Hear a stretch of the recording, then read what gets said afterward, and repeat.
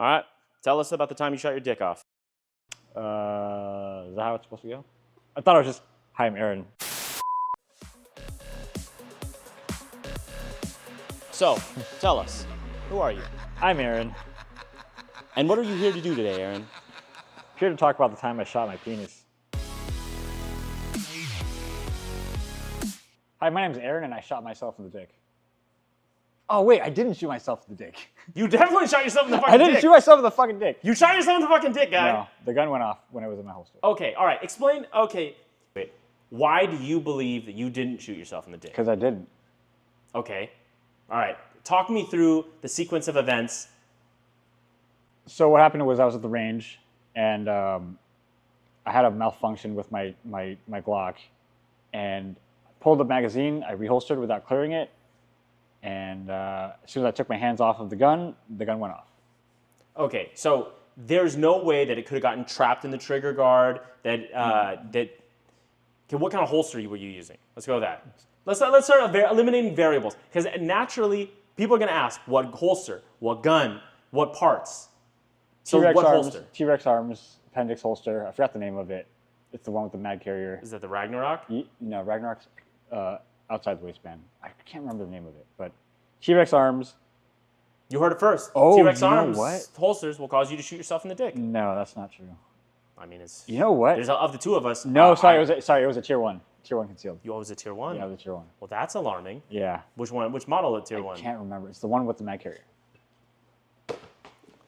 Was it? No. It's the one. Yeah. It's that one. The one with the bungee cords? I believe this is the Zyphos, right? No. Oh, the Axis Elite? That's what it is. I had the Axis, so it was Axis Slim. Axis Slim. Axis Slim. Well, this is not a great endorsement of tier 1, which products I love and I would like to continue purchasing. I don't really blame them. It's probably my own fault. Okay, all right. So I think people are going to be incredulous at the concept of it being a hang fire because of such a small percentage of that actually being true. What kind of ammo were you using? It was like Wolf steel case. All right. It was the cheapest thing at the time. But yeah, it's going to be the gun. It's mostly the gun. Okay, tell us about the gun. I was fucking with trigger, like Timney trigger just came out. I was fucking with different connectors, connector angles. I don't know. I changed out like every spring you could and, messing with the plunger and all that other stuff. All the other stuff that I had no idea that I didn't know anything about. Okay, so I know a little bit about your history with modifying guns. Like, what was the first thing that, like, after you got your first Glock, what was the first thing that you swapped out? I literally bought everything I could before I even got the gun out of FFL jail. Okay, so and as soon as I got it, I swapped everything out. Okay, did you do any amount of research in terms of like what brand was better than? No. Did you? So what was your criteria for choosing then? Color? I shot the stock Glock at a range before when I rented it, and I was like, this trigger is just not working. Yeah, stock Glock is trigger shit. Okay. And Timmy had just came out with their trigger, so I got that. And then as soon as I put it in, I was like, oh, I think I can make it more racy. I can make it lighter. Jesus Christ. And then I found out about connectors. Okay. And I think that's when everything kind of went down. So the first upgrade you made was the Timney? Yeah. So you bought the Timney before you got the Glock out of jail? Yeah. Okay. And then what was it? Right away, I'm guessing you put in their red like competition spring. They actually didn't even have it. They actually didn't even have that at the time. I think I might have been the one that like gave them the idea to put the red spring in. Because I ordered a return spring from McMaster that gave it a better reset. And I started posting on forums, and everyone started ordering it. And then like I found out like 3 months later, like, oh, they ship a second spring now. So I'm thinking, no, I mean, I'd like to take credit for that. Okay, which forums? Reddit, or are we talking Glock? No, not Enos. Oh, okay, on Enos. Yeah. Okay. All right, so you got the Timney. What was the first connector you went into it? Do you even know the brand? Or did you I don't think it had a brand. So when you went on eBay, would you just type in light Glock connector? Yeah, pretty much. Because like they like to advertise it as like, oh, a 3-pound connector. I'm like, oh, let's go for the lowest number. So like 2, 3, 4. I bought everything. I just swapped one thing out at a time. Okay, and at that point, you had no idea whether... I didn't know what a connector did. Okay, well, that's not great. Do you remember which connector was in your gun when it went off? I don't. Do you lean more towards it being like a no-nat? Okay, I'm guessing this was also during like the advent of the P80, right? Where like there was any number of like third-party random fuckers. Yeah. I mean, like you would order like a bunch of connectors from different sellers, but they were all unmarked. So like if I had gotten them, you get them jumbled up in a box, you don't know which one's which anyway. Did you have any sort of system for organizing that? No. You just fucking just put in and. I would swap one out, and then like I'd take it out of the box, I'd put it in like a bucket and or like a little tray, and I just keep doing that until I found the one I wanted. But I don't know which one actually ended up in the gun. Okay, the one you wanted or the one that worked? Because I remember all those third-party ones, like a bunch of them just wouldn't work, and with all that tolerance stocking. Well, so that's one of the issues. I think that's one of the issues that led to what happened. But I would just like keep bending them. So that was the other thing. I was messing with the angles of them. So I think that's what ultimately. Like, because when the trigger bar gets pushed up against the frame, if you have the angle of the connector pushed out too far, it delays the reset. Yeah. Okay. And I kind of think that's where it went wrong. So I'm guessing you watched because there's only one video I know that like Johnny Glock. Well, there's Johnny Glock, and then before Ghost. there was the Ghost. Yeah. That where they went and talked about tuning your connector. Yeah. So you okay. I was like, I don't know which way they're talking about bending it, so I'm just gonna bend it both ways so I can get it to function. And at one point it was like. What do you call it when it's like you press the trigger, fires, and you release it and fires? It would turn into like a binary trigger. Yeah, that happened at a match actually. Yeah. Okay, that's questionable. And that was the last time I messed with connectors.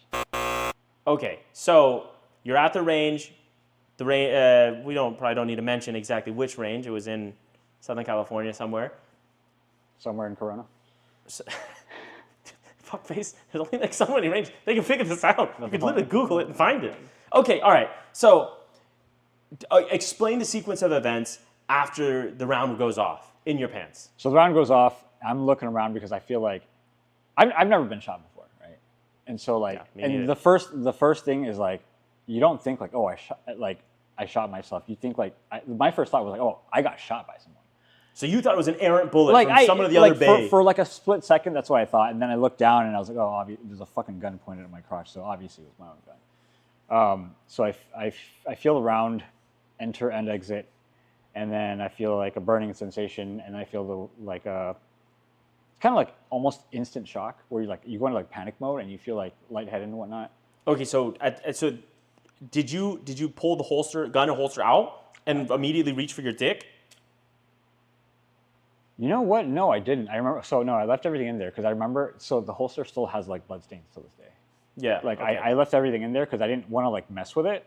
And then I turned around and asked for help, like called for help. And then 2 guys from the bay next to mine came by. They were both paramedics, and they didn't know what to do.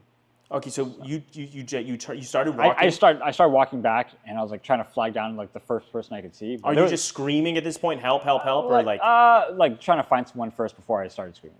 Okay, so as soon as you saw another person. Exactly. Okay. Yeah. So 2 guys from the bay next to me, they happened to be paramedics, didn't know what to do. So we called the, I guess like the range, like the lead RSO or whatever. Yeah. And then he gets me onto his golf cart, and he's like, oh, like he calls the ambulance, and they get there in about 5-10 minutes. But until they get there, everyone's basically looking at my dick because nobody knows what to do.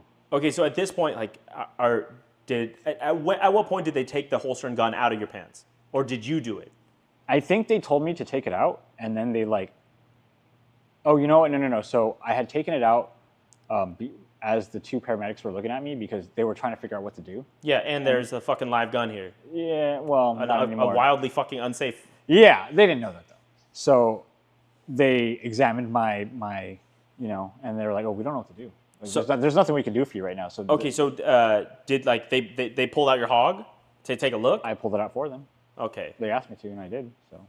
Okay, do you remember what it looked like at that moment? I didn't look at it. So like I remember. So you were just terrified. You were just looking away. Like, how does it look? Is it still there? You never seen in like Where the Millers where the dude gets bit by like the tarantula? Yeah. And he's like, he pulls up. He's like, how's it? He looks down and he faints. Like, that's exactly like I felt like that. I reenacted. Because you were what in your head? What was the worst case scenario? Where to go? Like I was afraid to look down and see like a moving appendage, like you know what I'm saying? Like, you thought like half a worm. Yeah, like a lizard's tail, just like writhing on its own. So I didn't look down.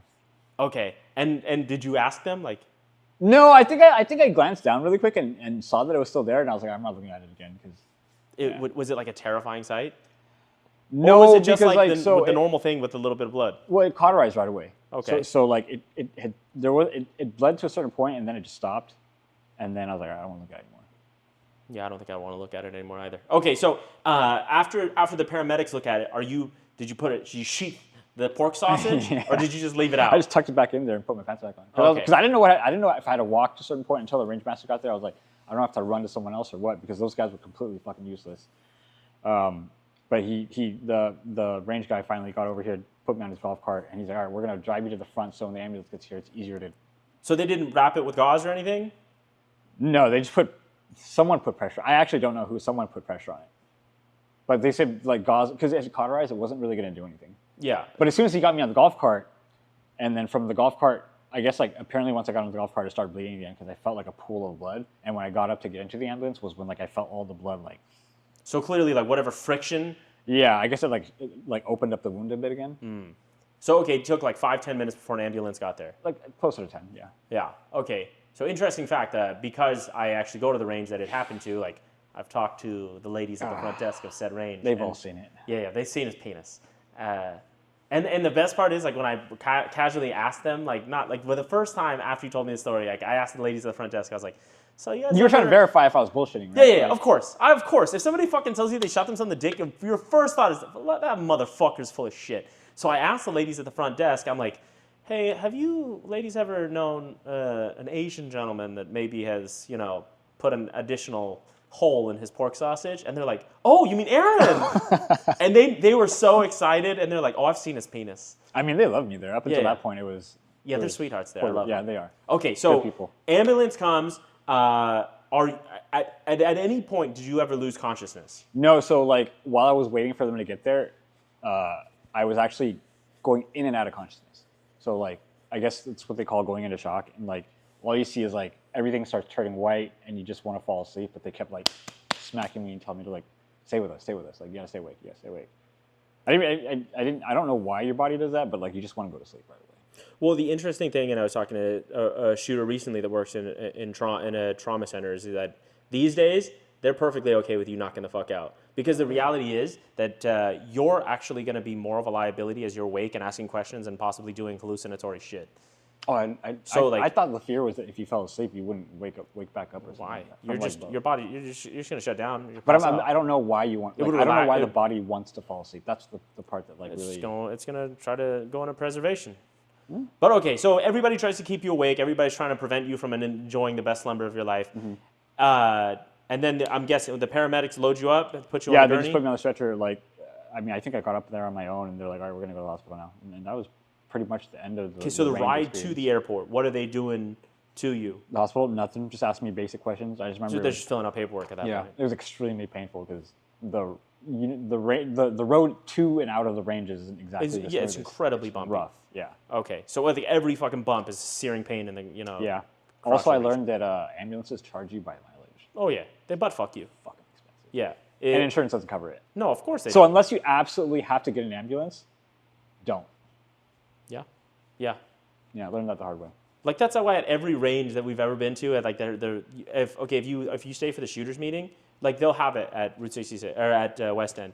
They'll tell you straight up, like, if an emergency happens, we're loading you in this truck right here, and we're booking it to the fucking Oh yeah, I've heard that room. before. Oh, that's very nice of them. Yeah, because one, they also don't want fucking more shit. Yeah, of course. Okay, so you get to the hospital. How long? And because it is what it is. It's triage takes. You're kind of low priority on the totem pole unless you're splurting blood from your cock. They got to work on me almost immediately though. So they wheeled me in. I remember I went to like a room that looked like Starship Command, and it's like a round. It's like a round room, and I'm in the middle, and there's people running, like plugging things into me. So the operating theater. Well, no, it's not really an operation room. It's like, I guess they're checking all my signs and stuff, but it's just like a lot going on. People are plugging different things into me. A lady eventually tells me to roll over, and she sticks her fingers up my butt. Not pleasant. But that part wasn't that long. Because she wasn't hot? She was on the older side. I didn't. It just wasn't comfortable. Did you tip her at least? I mean, that's. I flashed her a smile. Okay, so they. So they get to work on you. Yeah. How long until? Did they need to do anything serious? No, so I think they checked. So the finger up the butt thing was to check for like a prostate. certain reflex. No, not the prostate. It's like a certain reflex that like I forgot what it was called, but like it's like an important thing they have to test if your body's like reacting to things the right way, and then test like blood level, like basically like a full panel like blood test and a bunch of other things. But there was no like operating at that point. They just kind of closed me up, I think, like temporarily. They stopped the bleeding, and then they're like, okay, they wheeled me out, and then I waited for another. So that happened in the morning. I waited till like nighttime to get operated on that same day. All right, one thing, okay, that use this can as like a visual. Jesus. Where did the bullet go out the? All right. So if you're looking down, it just went. So like, if your urethra is in the middle, it went in on the right side of the shaft and out through the right side of the head. So it basically took Straight like a down. parallel side street. Yeah, pretty much. It never got on the main road, the freeway, as it were. So apparently, if it touched the urethra, it's like significantly worse. Okay, because there'd just be a bunch of scarring, and there. So if you heal up, it might like your scar tissue might block your urethra, and then you're fucked. Yeah. Yeah. Okay, So I got lucky. Flesh wound. So how long are you in the hospital? All said and done. In the actual hospital was so operated on that night. So that's one full day. Healed the next day. I think by the third day I was released. Okay. Yeah. Sleeping the whole time. So you're sleeping. Were your parents in? No. Like your parents are out of the country at that time. Yeah. Your sister out of the country at that time. Who's your emergency contact? Who did they call? They actually didn't call anyone. I don't think they even asked to call anybody. Was it? I mean, they had to have like there has to be emergency contact in your medical file. When did your parents ever find out? I don't think they know. They don't know? Yeah, I told my sisters, but my parents don't know. What did your sister say when they found out? They're just like, oh, okay, be more careful. Be more They careful? don't know. They don't know anything about guns, so it's. But I mean, you like what did you say? Like, oh, I had a little accident, or you say I shot myself in the dick? No, I told them I had a little accident at the range. That was it. I'm not gonna tell my sisters what happened. I mean, and I don't think it's not important to them. I mean, I'm alive and well. We're good. Yeah. Okay. All right. So, who picked you up out of the hospital? Actually, so my friend that works at that hospital took me home.